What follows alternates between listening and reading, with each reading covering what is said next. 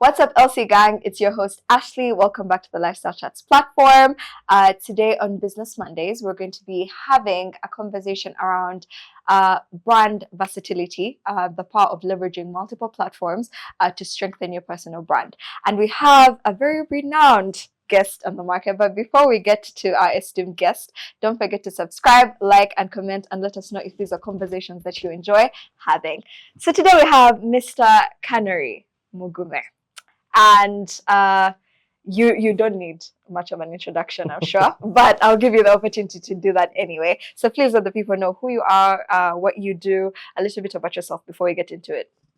Thanks for having me, Ashley. I'm a journalist with NBS Television. I'm a radio show host. I'm a producer of current affairs.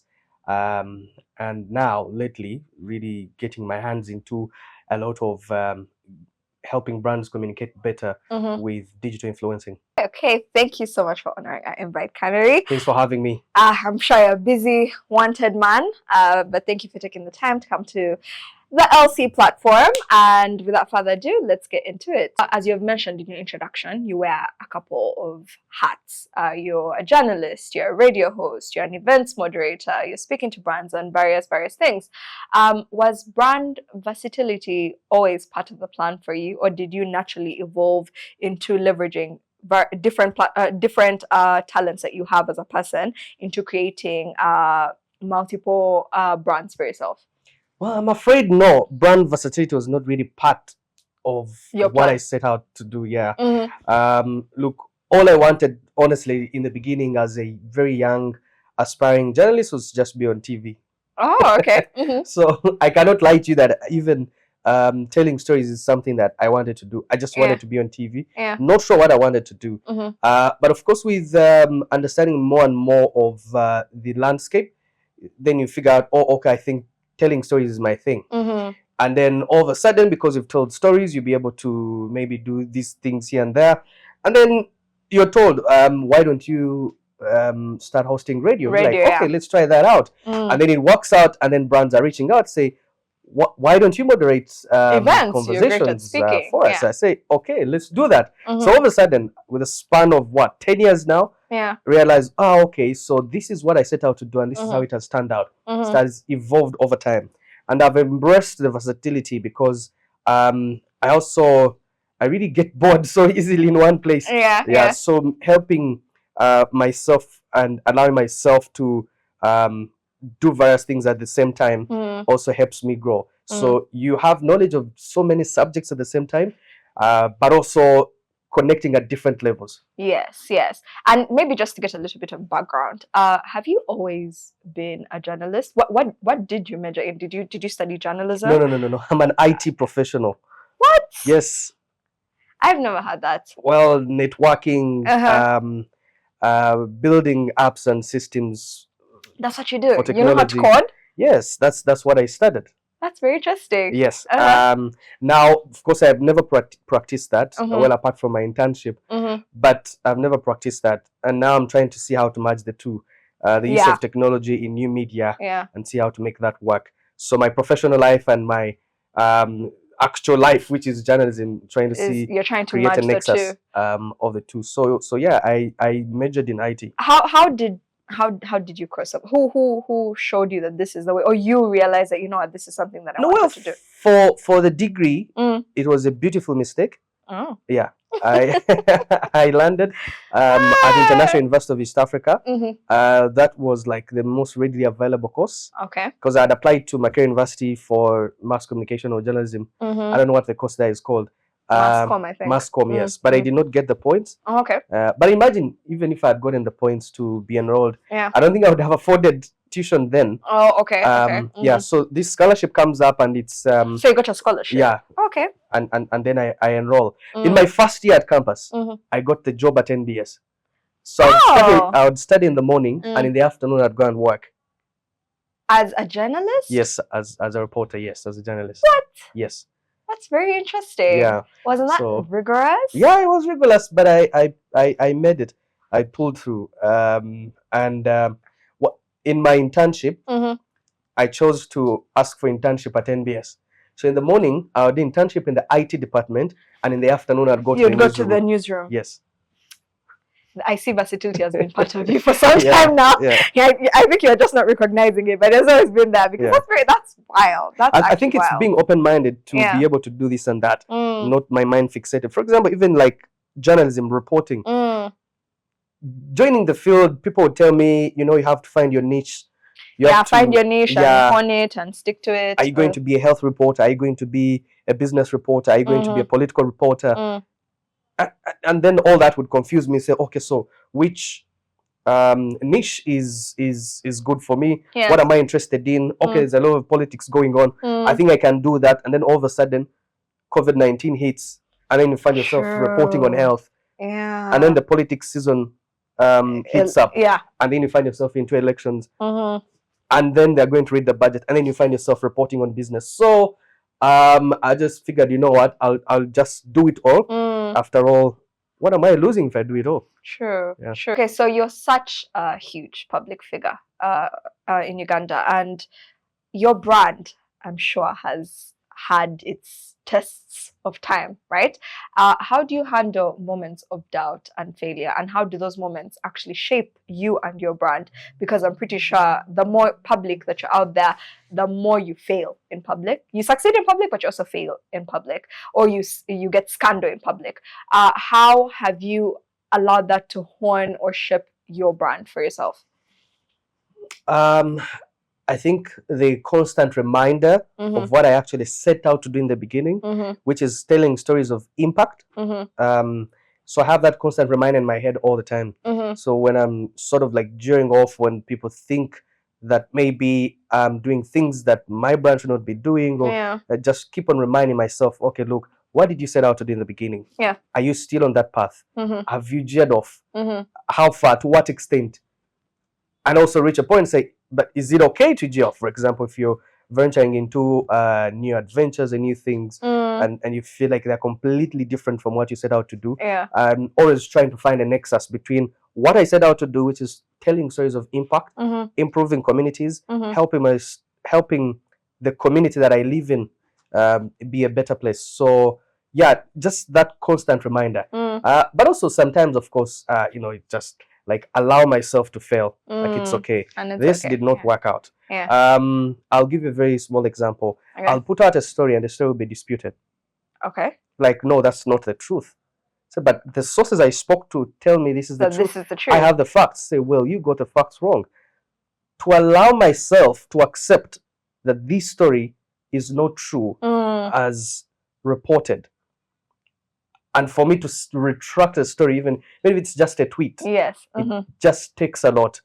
But once you know, and you know, keep yourself humble, that constant reminder, with integrity, and also humility. So I keep myself grounded. Okay. So outside of the political speak of it all, have you had like, give us a moment where you've like, do you have like a personal story where like you failed or you made a mistake? Because sometimes it's not necessarily failure, it's just more so like someone has made a huge mistake and you thought, oh my God, this might affect my brand or this might affect what I'm trying to communicate to people. But then it allowed you to bounce, like you used it to bounce back and to if anything, evolve your brand. Well, my life has majorly rotated around storytelling. So what you want to frame as political, it's just really storytelling. It's largely rotated around that. I remember trying to start out a business, and you know, it was about communications. You know, I think every journalist has that moment. That moment they're like, let me do my own thing. Let me do my own thing. And I've never told this story anywhere. So I tried to start out a business with a couple of friends. We went to like start a communications firm. And then turns out that we needed more time. Especially myself, because everything was done, registration and the naming, started graphics designing, the logos like were out. Was moving. Everything was moving. And then I figured, wait, what am I going to tell clients actually? Fine, I was excited that, you know, I'm starting my own thing, and what am I going to tell clients? I have not really taken time to speak to the people who dealing communications. I have not. It's just my own excitement, my own feeling. True. It's like you slept on the right side of the bed, woke up with this dream, and in 2 days you just want to complete it. I hadn't figured out the processes.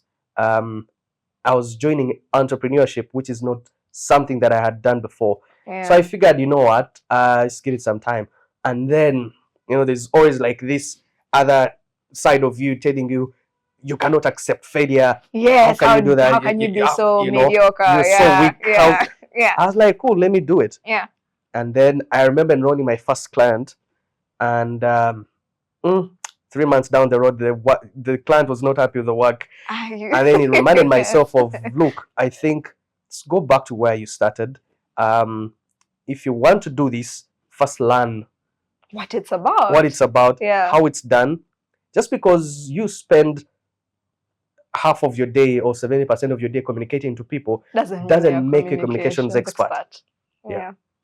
I was like, okay, let me eat my humble pie. You had to be humble. You had to come back down. You had to touch some grass. Yes. Yes. And that has allowed me a lot of reflection. Yeah, and I think what I'll take from that, or what the people should take from that, is that you're always open to the process. Yeah. It doesn't have to necessarily be, when it's not the outcome that you expected, it doesn't make that result wrong. It just means that you need to open yourself up to what that result is saying, and fine-tune and move across, because that's all we can ever hope for. We all don't know like where anything is necessarily going, but the fact that you're able to say, you know what, I think I need to retract, I need to pivot, I need to move forward, I need to come back. And I think that's very essential when you're creating brands, because brands are like people.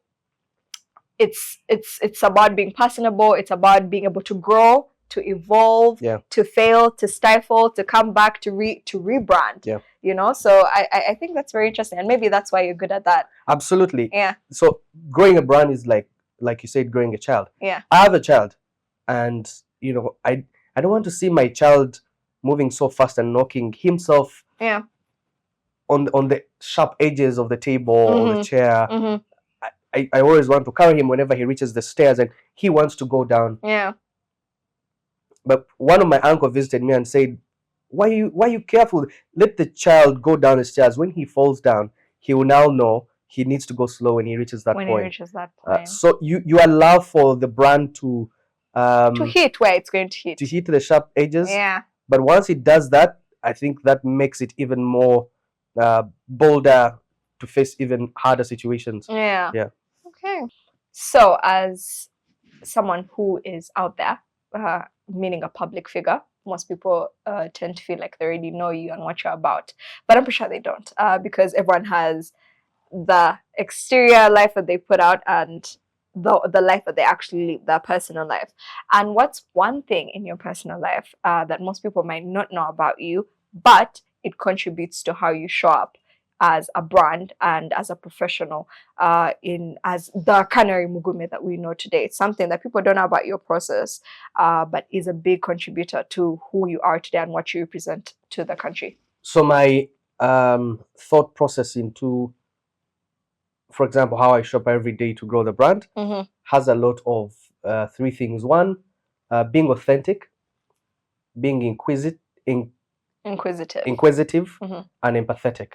Okay. So when I show up at an event, I want to be in the other person's shoes, to look at things from their perspective and try how would they want this event to turn out. Being inquisitive helps me to just understand more of how people make their decisions. How do they arrive to a certain decision if they chose this is what it's going to look like? Well, that's why you kept asking us. This is a women-led initiative. Yes. At the event, I kept on asking a lot of questions to see really how did we get here? Yeah. So that I'm not off. Yeah. And also being authentic. So I'm not going to do something that is out of who I am. Sometimes I try out new things. Like lately, brand influencing things have been, like ads have been doing, like try out new things, like if it's food, if it's a restaurant, if it's gadget accessories and stuff like that. Yeah. I've been trying out a few things, but they still They revolve around yeah, they revolve around who I am. You are, yeah. Yes. So being authentic at all times. I'm not going to show up and fake it. I'm not going to show up and with an accent I do not have. Sure, yeah. I'm not going to speak about topics I am not comfortable speaking about. I remain authentic, inquisitive, and empathetic. You've spoken about empathy, and we not to stereotype, but to stereotype. We see a lot of times that men might not necessarily present so much empathy when they're doing the things that they're doing. Where does that come from for you? Have you had an experience where you noticed that empathy wasn't given to you as a person, so you made sure that one of the things that is a part of who you are is to give empathy when you're approaching certain situations? Well, that's an interesting question. Yeah, I give back empathy. That I think never that much received. Growing up, of course, at the heart, so the strife, the struggle. Yeah, at the end of the day, when I arrived in Kampala, you're like any other person. You're from Kampala, from where? From Bara. Okay. It's a couple of years ago. Okay.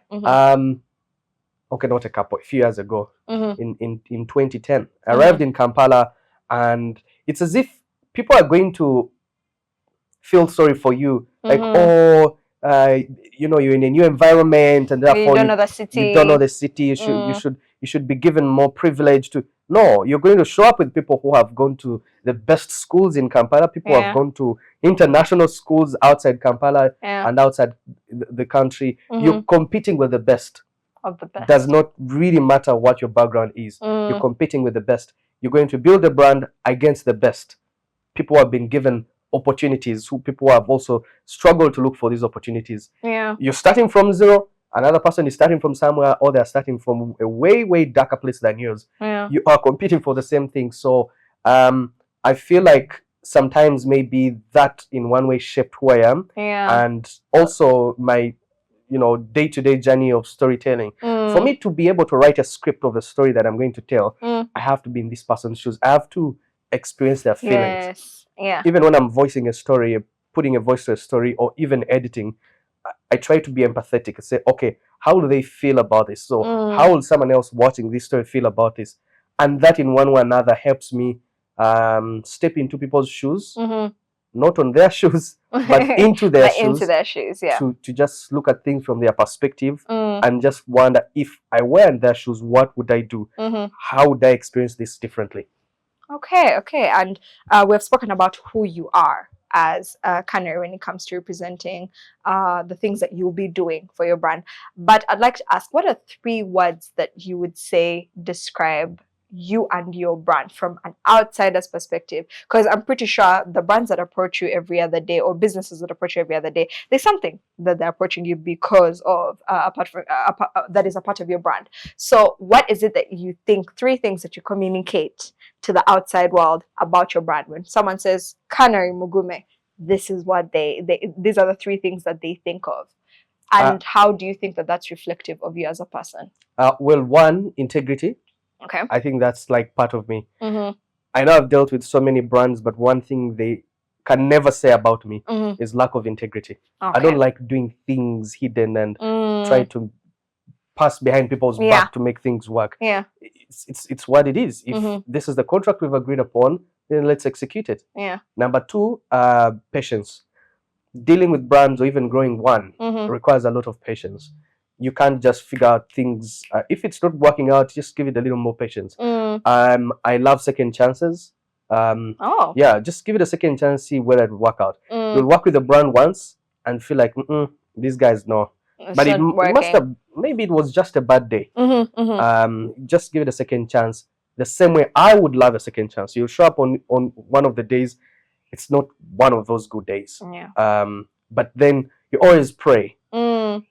I wish God gives me a second chance to prove these people right. Yeah. It's like meeting this person twice in one shot. Yeah. I always pray. Sure. You always pray. Please, this is not my best self. This is not my best self, please. I'm begging you. You meet this person twice, same shoe, same suit. That's so I just want to tell them, I'm better than this. You want to tell them, like, please, I'm better than this. Yeah. Listen. Yeah, but that requires a lot of patience. Yeah. And number 3, hard work. really put in the hours. You're not going to show up to do work when you've not put in the hours.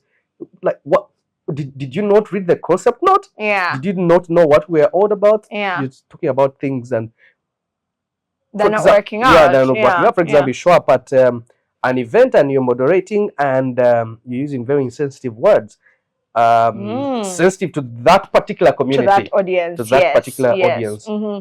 So just put in the hours, so I feel like integrity, patience, and hard work are part of who I am, and I always make sure that all that come out in each and everything that I do, because once you combine them, then you get excellence. So as if I'm going to identify myself as an excellent executor of things, how can I do or be part of mediocre work? I would rather not put my name on it. You'd just rather let it be, because if you believe you put in the work 24/7, then you're not going to attach yourself to something that is, paper thin. And you believe that those are reflections of your person, the way you live your personal life. At least I try. I fall short, I think, on a daily. But for me, I think what keeps me going is the fact that I wake up every day to try to be that. Because what you define as integrity, the other person may not define as integrity. Or integrity is a loose term. It is very. Is you find people who, in their own opinion, no, that's fine. Why can't you do that? No. Throw that person under the bus, because it's survival for the fittest, right? Right? So to them, to you, that's lack of integrity. You're not doing the right thing. You're not doing the right thing. True. Right? Technically. But to them, that's what you actually have to do to survive. Yeah. So it actually is. Okay. But to be continued is integrity at this time. To be brought back. Canary, let us know, is there a book that you're currently reading right now? A book I am currently reading, or books? Or a book that you have read in the past that you loved, that you'd love to recommend to us? Yeah, Unleashed, Boris Johnson.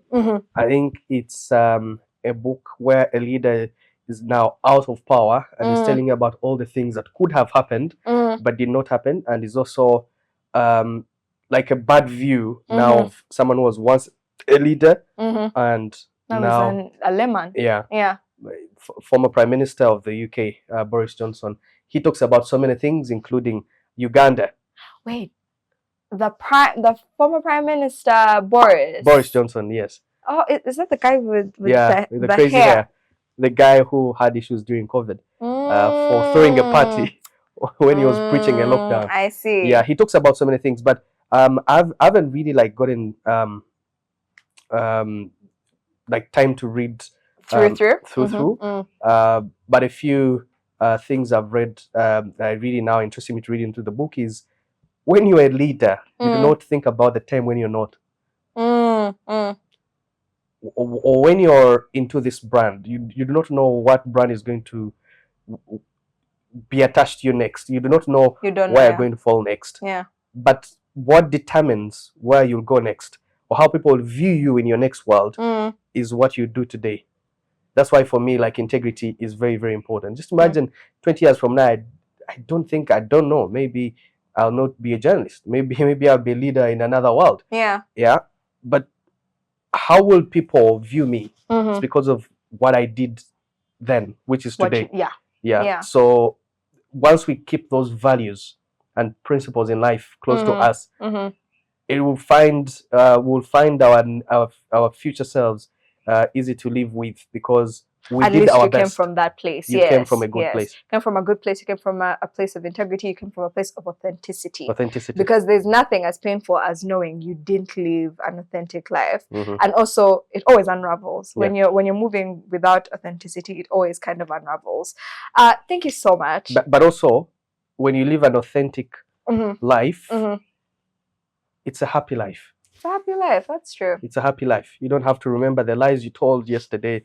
You don't have to figure out things randomly. It just comes out authentically, and that's easy. And I think that speaks to branding, and how, if you want a brand that is strong, something like yours, where you've leveraged multiple different talents that you've had that have all tied into your big brand, is the fact that you move with authenticity. So naturally the things flow to each other. It's not like you're moving with a script or you're trying to pretend to be one way or another. So naturally the universe aligns these things for you, because you're coming from a place of, this is actually authentically what I do and this is how I do it. And so things align.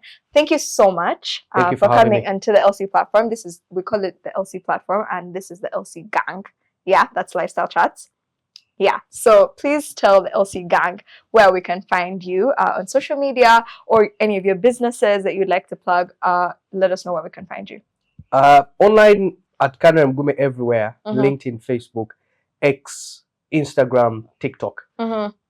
All those platforms. But also I have a website, www.canaryandmugume.com, and all the things that I do are just on there if you want to get in touch. And also when time allows, I also provide mentorship to the brands that love to grow, brands that love to communicate better. But all that is on my website. And you can reach out and I'll be happy to get in touch. All right. Well, thank you so much. And thank you to the viewers who have watched till the very end. Don't forget to comment to let us know if this is conversation that you enjoy. And follow us on our social media platforms at Lifestyle Chats across all platforms, and Bell Beauty UG and Bell Beauty Bazaar, because we are proudly sponsored by the Bell Beauty app. It's been Ashley and Canary. Thank you guys so much. See you guys next time. Bye.